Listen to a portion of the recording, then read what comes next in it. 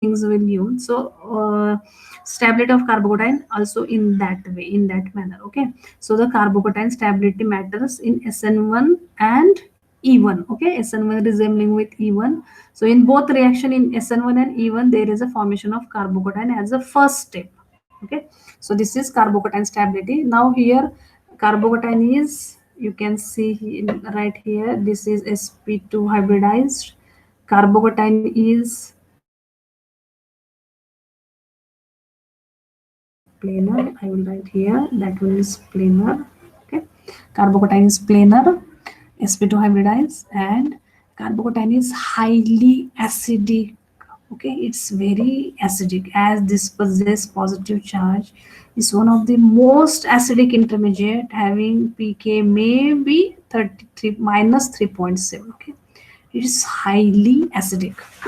So what I wanted to tell here, carbocation. So carbocation plays very biggest role in your SN1 mechanism. Carbocation planar. Okay, so the carbocation I will. What is the if you will check out this lobes of carbocation, that one is having planar geometry, positive charge. So if you can consider here,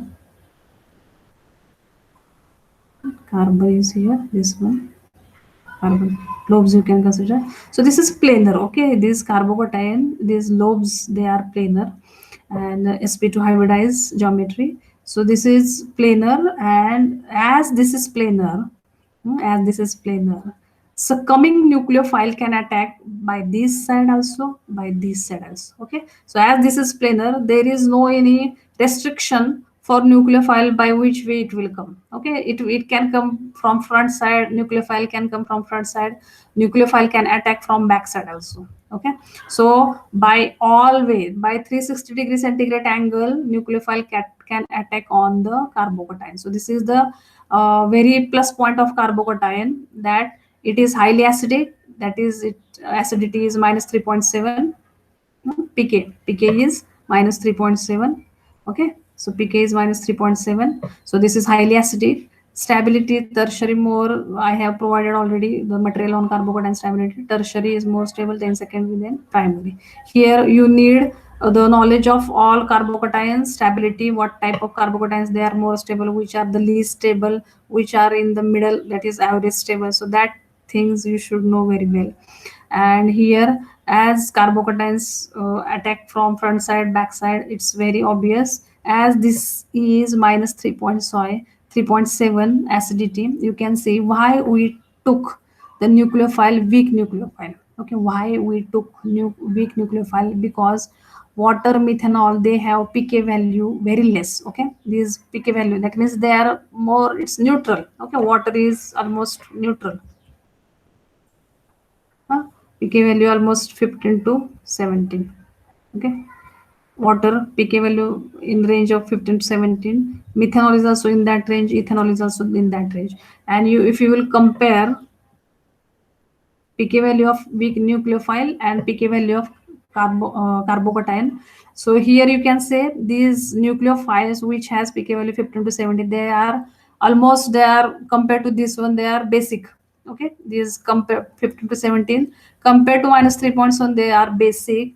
And as this is more acidic, these basic nucleophiles, they can attack suddenly on this carbocation. Okay, suddenly there is quick reaction, acid base reaction. Okay, this acts as a base, this nucleophiles acts as a base, and this carbocation acts as a strong acid. Okay, so this is sudden reaction in between acidic carbocation and basic weak nucleophile. Okay, that's why we need for SN1 reaction weak nucleophile. If you will take here the strong nucleophile like sodium cyanide and all these things, you don't need even here strong nucleophile. Okay, if you will take here strong nucleophile, it will, I think there is no formation of carbocation, that's no formation of carbon, that means it's not possible to take here strong nucleophile. Only weak nucleophile is sufficient to react with this positively charged carbocation. As they are highly acidic, they can react, they suddenly react with this weak nucleophile. And that's why here we need weak nucleophile. A strong nucleophile we don't need here, as this is also highly acidic. This is too basic. It's not very good reaction conditions to react with the SN1 reaction. So keep attention on the carbocation formation.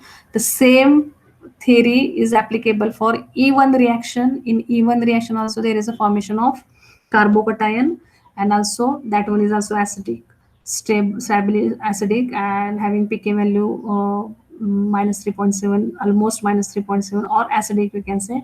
It's having planar geometry. sp2 hybridization, please check out whether it is sp2, sp1, or sp3 hybridization. Please check out that one. So in that way, this is the theory behind the SN1 reaction. Okay, so carbocation very important. Now next, SN2 reaction. In SN2 reaction, as you know, it's one step process. SN2 reaction is one step process, and that is concerted reaction, SN2. So there is no chances of carbocation formation. So okay, that one is concerted mechanism. Okay, so it occurs in bond making and bond breaking occurs in one and the single step. So for this thing, we don't need to bother about the carbocation and stability and all these things. So here, apart from that one, we need, as nucleophile is attacking from the back side, and leaving group leaves from the, okay, as once it attacks from the back side. So here we have to think about the steric hindrance of the starting material. Okay, steric hindrance of the starting material. As we have written here, what are the starting materials should be there for the SN2 reaction? We have written here primary alkyl halide will work most very well, then secondary alkyl halide and tertiary. The same approach is here. Primary alkyl halide acts very well. I will write ethyl chloride. Then secondary alkyl halide will react faster, and lastly tertiary alkyl halide reacts slow rate, or it won't react at all. Okay, not good option. It's not good option. Tertiary alkyl halide not good option. So steric hindrance we have to take into consideration for the SN2 reaction to attack, because this nucleophile will come and this nucleophile will attack from the back side. It will eliminate by this way. This nucleophile will attack from back side. It will eliminate like that. Okay, so steric hindrance backside attack, it will eliminate from the, okay. Now here nucleophile here is, as here is steric hindrance, it will, there is no space to attack.